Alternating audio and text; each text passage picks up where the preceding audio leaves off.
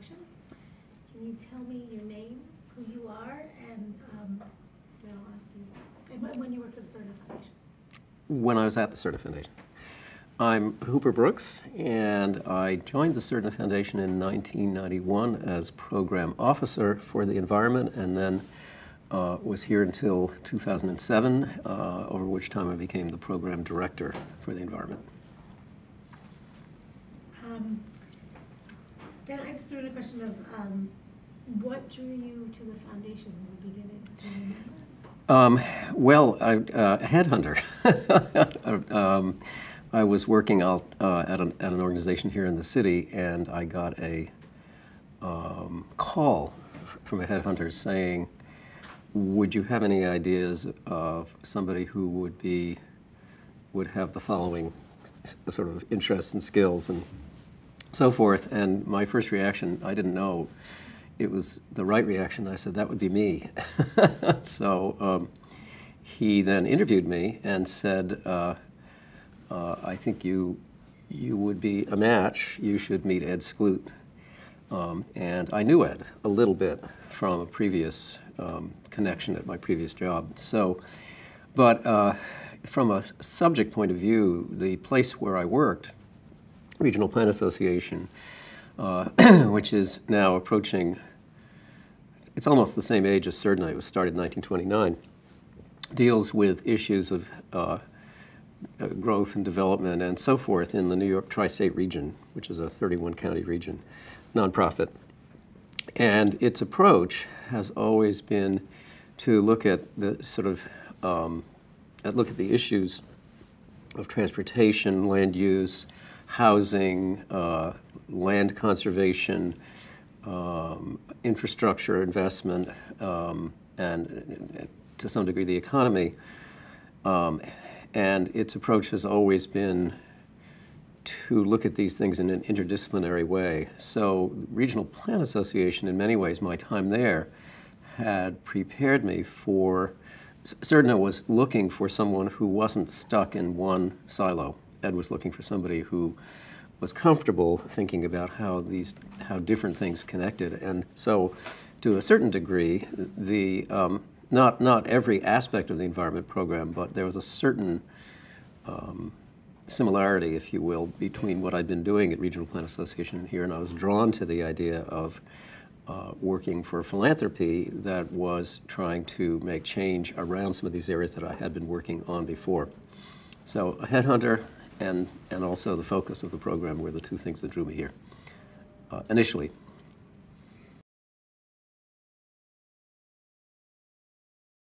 Well, when I first started at Surdna, it was a very small, there was a small staff.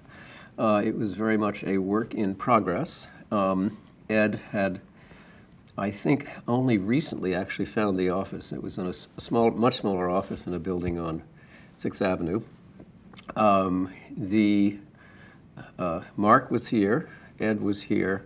There was a community officer for program officer for community development. I can't remember the exact title of it. Myself, a tech person, and I think one or two administrative assistant type support people. And so we, however,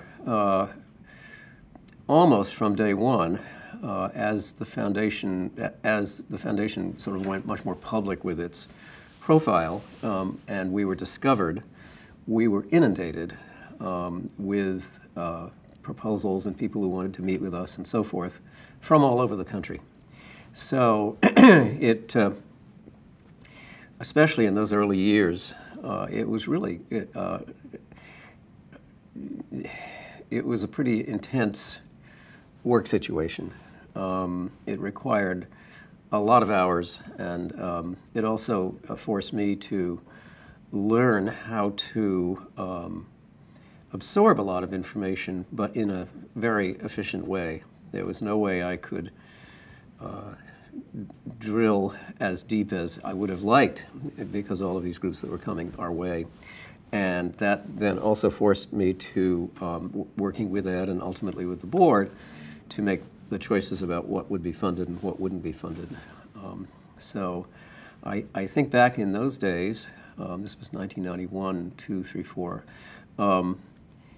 In the early years of Surdna, the board, as you probably will hear from other interviews, the foundation had sort of shifted from being not very visible to having professional staff and strategic programs. And in the early days, I think that the board was really looking to the staff for guidance, and so we were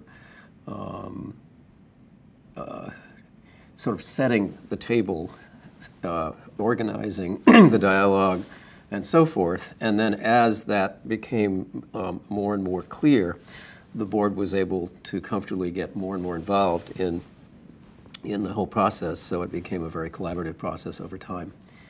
So I'm going to ask you one more question, then I'm going to come back to this Yes. sort of question. But, you know, what do you think? Oops. What do you think they were looking for in terms of bringing in outside folks? What was the non-family members? Well, I'm not 100% informed on what the foundation did before this, but I think that there were no programs, there was no specific focus. I think there'd been some outside commentary on that in the sense that there was a lot of money in the endowment and so forth, and it certainly could be a much more effective and strategic philanthropy. And so they were looking for people with knowledge and experience in the areas that they had chosen to make their first program areas, and which were community and environment and community revitalization. So they were looking for expert advice, but I think they were also looking for people who could represent them in the way they would want to be represented, which was to be user-friendly, or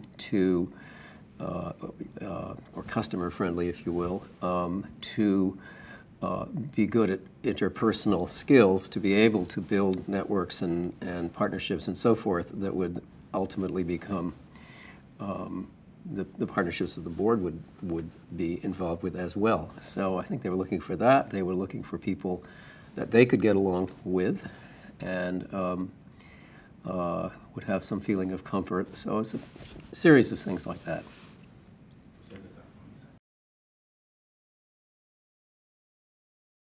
Yes. Can you talk a little bit about the values? Well, without necessarily going in detail over what the family values were, I think there was a sense that, trying to think of the right word, they didn't want to be sort of the highly visible. They wanted to keep a sort of low profile. And again, to be open to to be empathetic and open to the values of the people that came to the foundation. I don't know that I think the values survived, have continued to survive. The focus, of course, has changed from the early years. And that had even changed by the time the foundation got professional staff. But I'm struggling to think of the right word. Humility, I think, would be a term that I see as not only the board members that I know represent, but also that they would want the foundation to represent in the world.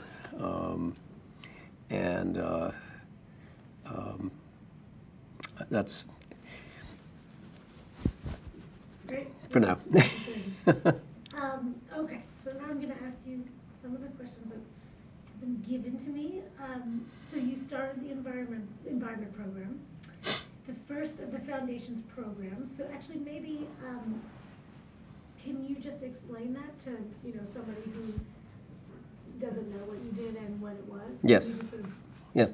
Well, there had been much work done before I came to the foundation between Ed and the board and consultants to think through what they wanted to focus on, and environment was one of those things.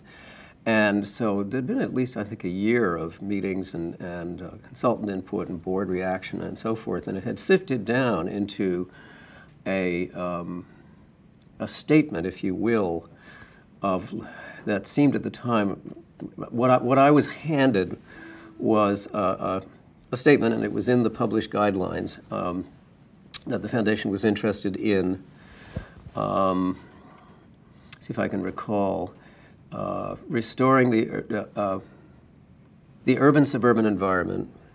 I don't have the exact wording, but protection of biological diversity. And I don't recall whether there was anything in actually what was published about particular interest in marine and forest environments, but that was definitely part of what the board was interested in. Transportation and energy. And I cannot remember the exact way it was worded, but I was given this as sort of the very rough guidelines within which to function. And my job was, initially, there were kind of two tracks. One was, as Ed had already been doing, was to respond to some of the earlier requests that came in, and not only that, but to find organizations to support that would help to illustrate what the foundation was about. So it was a kind of a two-way approach. But at the same time, as that happened and as we responded to those things, we were working continually to refine our approach into more strategic clusters of grant making so that there would be some rationale and a way, at the end of the day, of checking what we'd done. So it was a kind of a perhaps initially a cat-herding exercise, but turning the whole thing into a well-oiled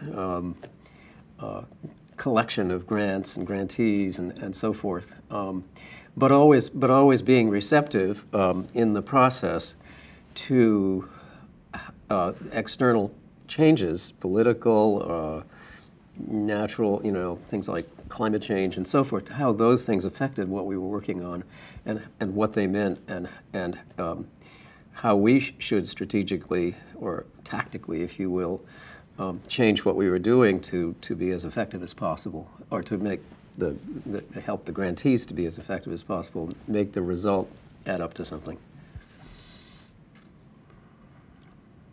Again, I'm veering off script, but when I hear you saying it, I mean, it sounds like a lot happened. You're here. A Right. lot was accomplished. Right. And I'm just curious about, there's specific things that you're the most proud of. And as a whole, it's pretty amazing that so much could Right. happen in Right. not that long of a span of Right. time. Well, there were, I think, well, proud may not be the right word, but there were exciting things going on in each of the areas that I mentioned.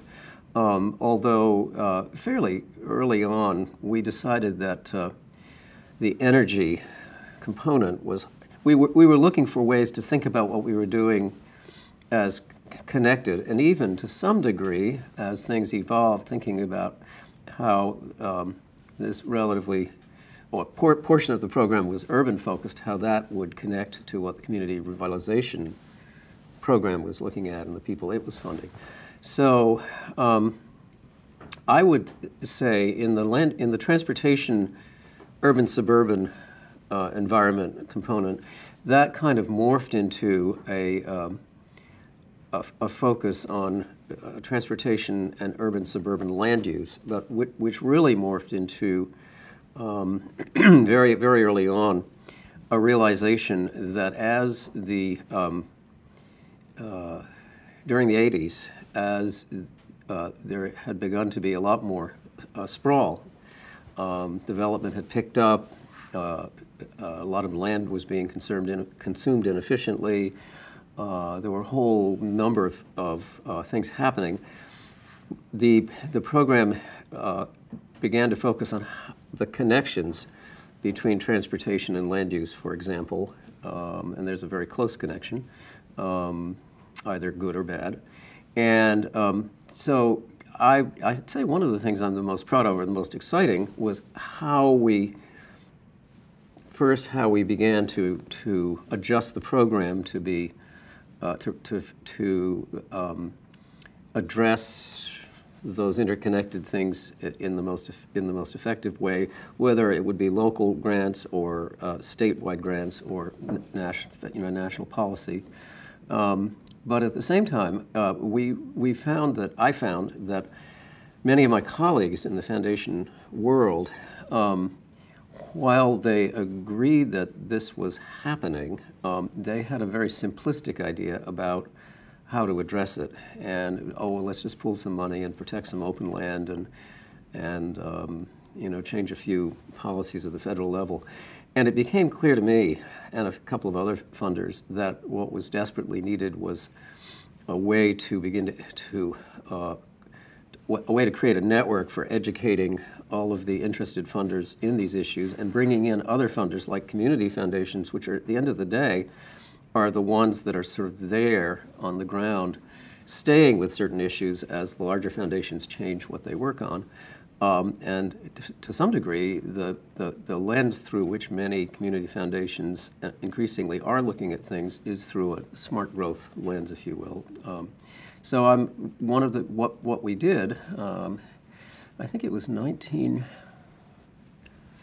want to say 1995, but I'm not sure. We worked with three or four other foundations to, we held a meeting of many funders and said, would it be useful to have a learning network of foundations? The answer was yes, sort of, maybe. And we had assembled not just environmental funders, but art funders and community development funders and so forth. And so several foundations, I think the Energy Foundation, the Packard Foundation, the Turner Foundation, I don't remember all of them, chipped in a little money. Surdna put in a fair amount to create some kind of a network. And then at the Surdna Foundation, I and my colleague Camilla Seth were the ones who sort of saved it from the ashes, because everybody said they wanted to work on it, but then we actually sat down and wrote the first pieces to describe what it might be. And that has evolved into what is today known as the Funders Network for Smart Growth in Livable Communities, which is now a standalone 501c3 nonprofit, has, I think, a membership of over 100, just had its 15th annual conference with almost 300 attendees. It's still a very viable and from the point of view of its customers, needed process and entity. So very proud of that. We also did a lot on forest issues, and that ramped up a great deal for a while when the Surdna forest the Andrus forest was sold, and some of the funds from that were put into a special grant-making effort all around promoting sustainable forestry, but with at least to some degree a focus on how the whole issues of sustainable forestry could also be beneficial to the communities that were dependent on those resources, so community-based forestry. And in a similar thread, not having known much at all about the oceans and marine biodiversity, I'm quite proud of having learned about that and creating a whole program theme that went on for many years that was among the funders funding in the area. We weren't the biggest, but we were a significant investor in many issues of dealing with fisheries, because fisheries in many ways represent, the plight of fisheries represents the plight of the oceans. And the grants were made on everything from trying to sort federal fisheries policy right down to, again, looking at the relationship between the marine resource and small communities and small fishermen, and how bolstering that relationship could have a very powerful effect on whole regions. If you look at the Maine coast, many communities there were very marine resource dependent, and as those ecosystems have been abused and gone down, many communities have suffered. They've become second home communities instead. Working waterfronts are diminishing and so forth, but there's been some understanding of how to pull back from that, and huge participation by many enlightened fishers themselves. So that was an area where I think we were really helpful in pushing that conversation forward. Those are some of the things. There were others, but those are some of the big themes that I was excited about.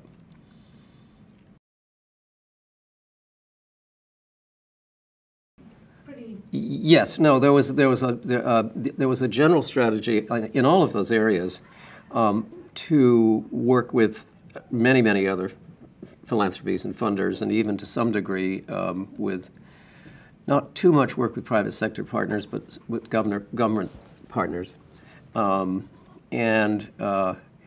I would say in the land use transportation area, we, with the Energy Foundation, were probably in the lead, if you will.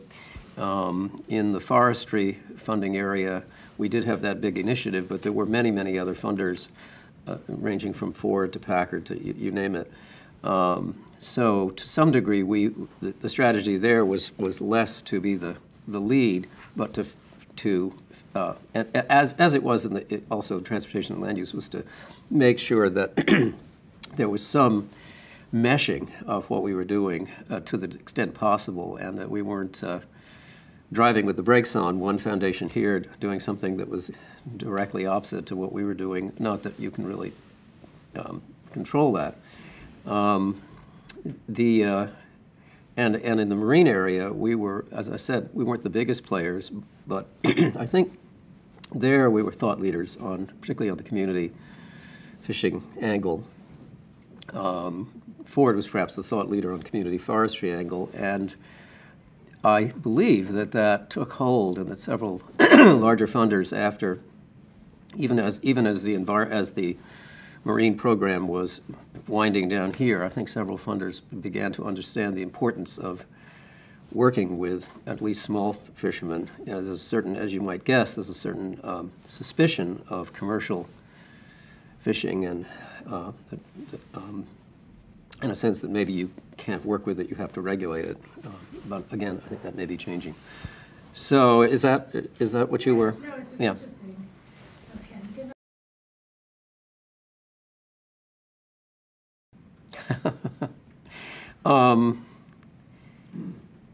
I think for me personally, the pro was that I really Repeat the questions of the pros. what were the pros and cons of starting a program from scratch? For me, the pros outweighed the cons.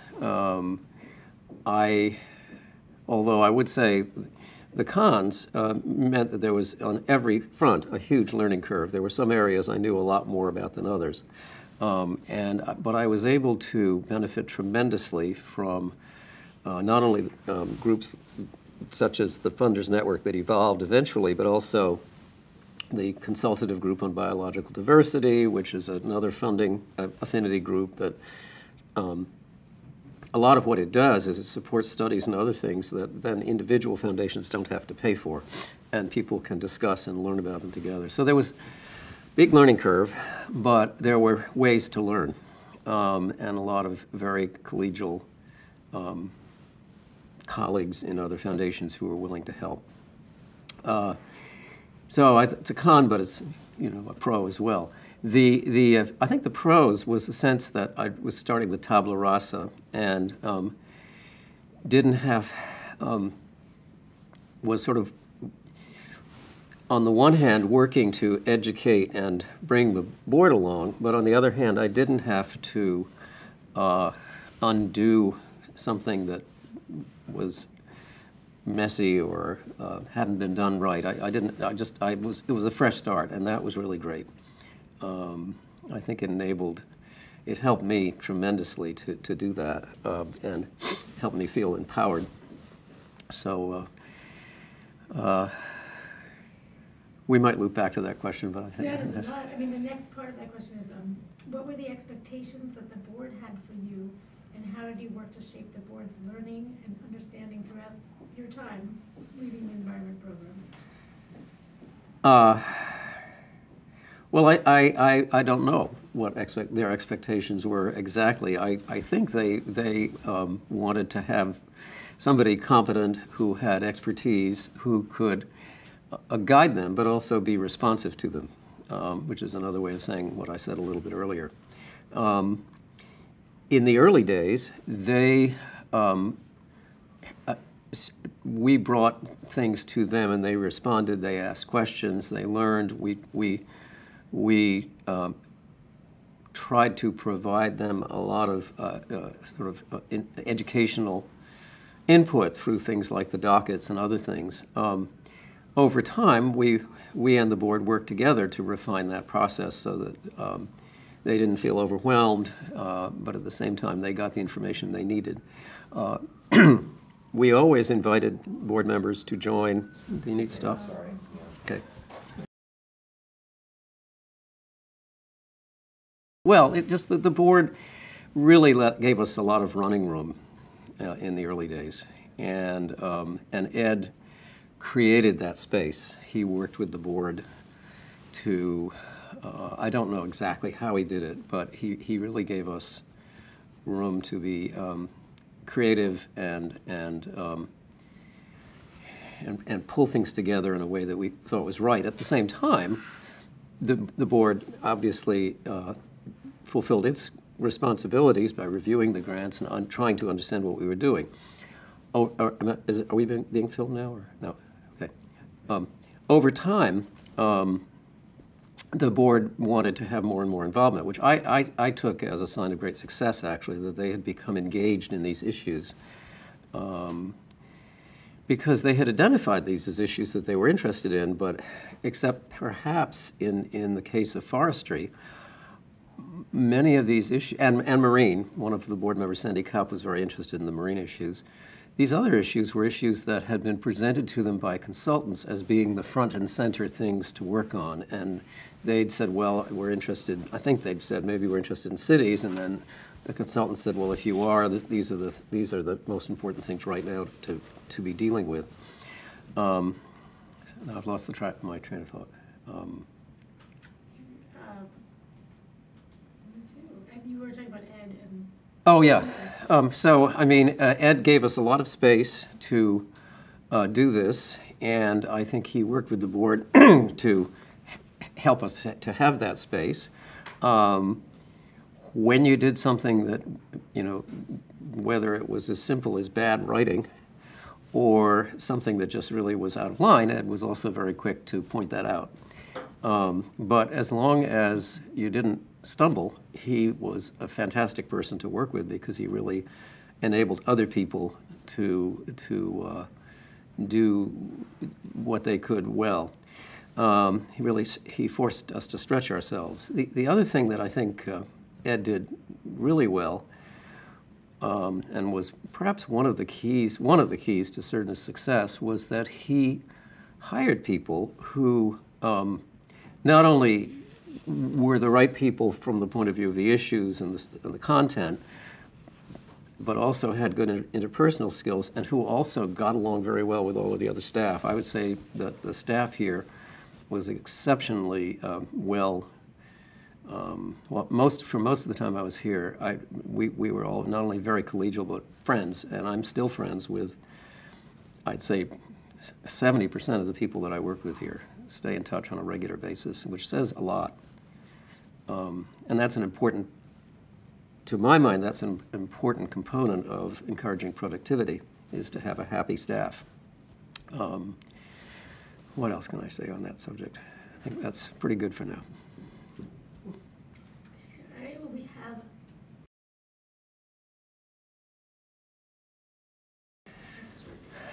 Well, it was a dark and stormy night. No,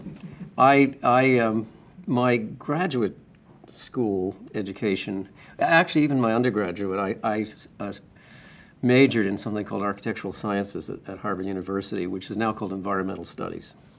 And then that aimed me to graduate school. I did a year of architecture, didn't like it, left, and then went back in and got a degree in landscape architecture. But I really took that degree because it was because of what it was focusing on, its regional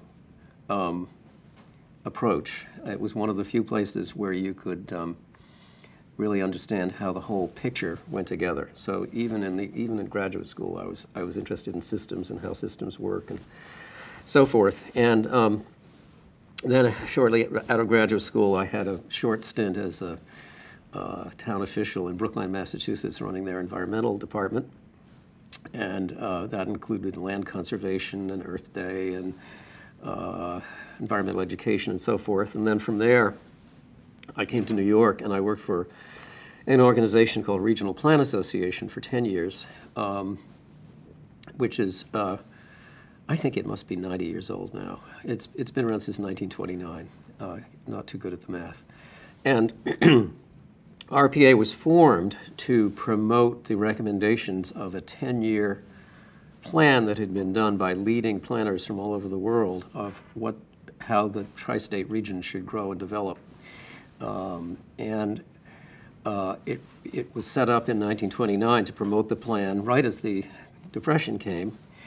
So as the federal government began having some of the programs the federal government put together to try to get out of the Depression and some of the investments, between what Robert Moses was doing and what Regional Plan Association had recommended, a lot of what they recommended came to pass. Locations of the George Washington Bridge and on and on and on. The Palisades, the protection of the Palisades Park system, and so fast forward to 1980-ish, I joined RPA, and they were still, and still are to this day, working on the interconnected issues of transportation, infrastructure investment, land use, reform, economic development to some degree, housing, and so on and so forth. And it's an organization that combines research with real projects, and I would say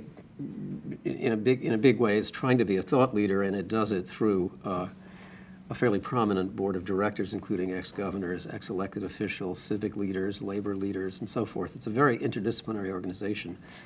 So I told that long story as a way to say that really all of that fed into the systems approach that I think Surdna wanted, the holistic approach that Surdna wanted, and fed into, I guess, my natural tendency to be a generalist as opposed to being comfortable being a technocrat or a technical person in one narrow, focused place. Well, it seems to be more about the interconnectedness of things rather than how systems function. This is my father used to say, it's not the survival of the fittest, it's the survival of what fits. Right, so it's right. How you work together. Right. Well, I mean, certainly with many of the global issues we're dealing with, whether it's the Ukraine or climate change, if you really want to understand what's going on, you have to understand systems. You have to understand economic systems. You have to understand a whole lot of things. And if you really want to, and there's a definite realization that as the word sustainability has become prominent, that the way you achieve sustainability is just no quick fix. The last place that I worked after Surdna, we worked to promote sustainable communities, and we had a model called community capital. So if capital is what you're not supposed to spend down, you're supposed to try to grow your capital. We said there was a continuous circle of capital, natural capital, built capital, social capital, and financial capital. And that if you're going to do anything in any one of those sectors, you had to be thinking about how they would affect everything else, how protecting a natural system might promote jobs or or create economic benefit, so on and so forth. So.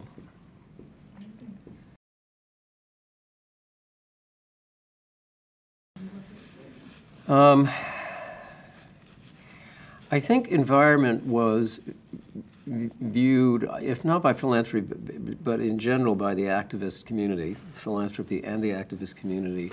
It was us against them.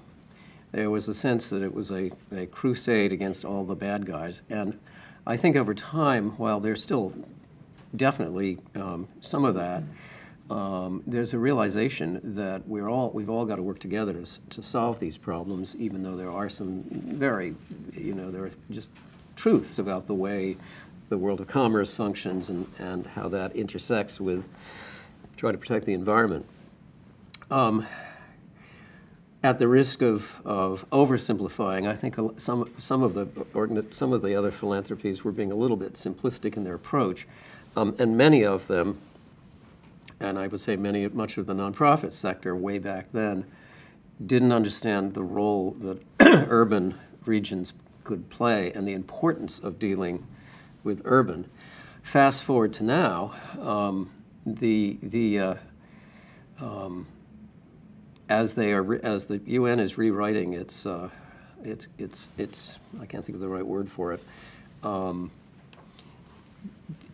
Urban sustainability is now seen as a very important part of what are going to be the next set of United Nations guidelines. I'm blanking on the labels. There's huge realization that as mega cities pop up all over the world, while cities can be part of the solution, this is where over 60% of the world's population is going to live very soon, and that we have to address it. None of that. There's a whole conversation about that now, a whole awareness. That was really not, at least not on the most environmental funders' screen back when we started. So I don't know if that answers your question. I was not involved with that, but indeed, many feel that it's the mayors and to some degree the governors that are driving forward the most effectively on this agenda, that the federal government is missing in action in many ways. Not that there aren't a lot of wonderful people trying to do things there, but the mayors are the people who really see what's going on. And many cities now have urban sustainability directors and so forth, New York City perhaps being a prime example. I wasn't involved in that, and to some degree that was all just really beginning to bubble up around the time I moved on, I think. There's a mayor's learning group and so forth, blanking on the name.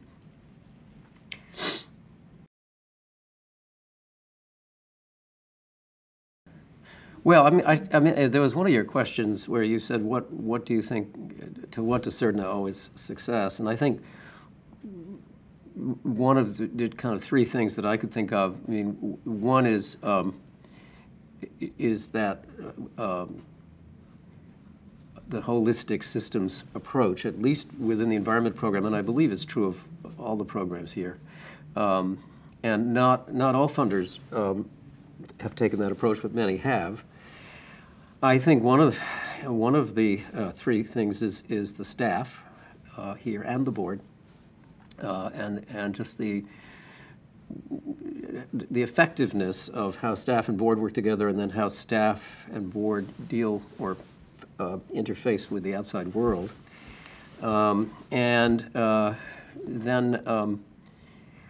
I thought about this. I think Surdna is at least the Surdna that I knew was a risk-taking foundation, whatever that means. I felt I was jumping off cliffs or taking huge risks. But on the other hand, as Ed said very early on, I said, well, how do I know how I'm doing? And he said, well, it's the way the world will reflect that back to you. And we did some things that I think are being, to some degree, stifled by the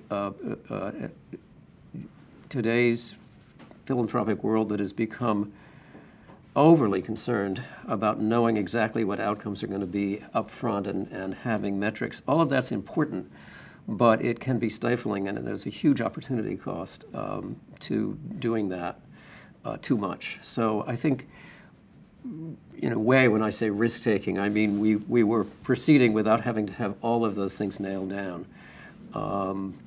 Sometimes it would mean you'd look at an organization and the financials would be a little shaky, but you'd know there was a really good person there that was going to get stuff done anyway.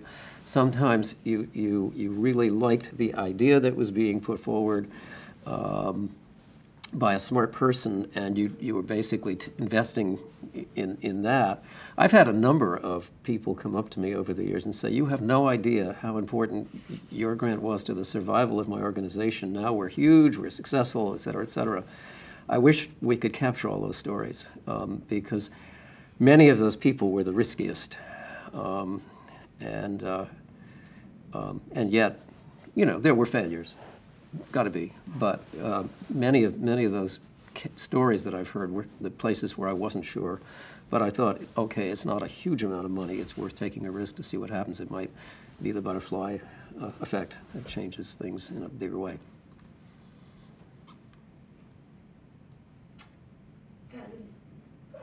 Can you talk about one or two of those specifics?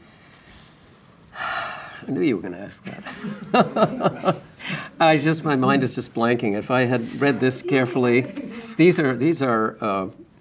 I asked for a printout of all the grants that had been made while I was at Surdna, and this is the printout, and the type is too small to read without reading glasses. And I'm looking back. I mean, I know that we put out about $132 million in grants over the time I was here.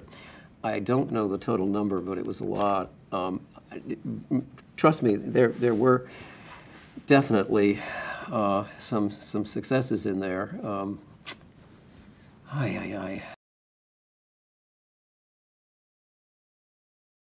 Well, a couple of there are a couple of stories about working with board members and the value of doing that.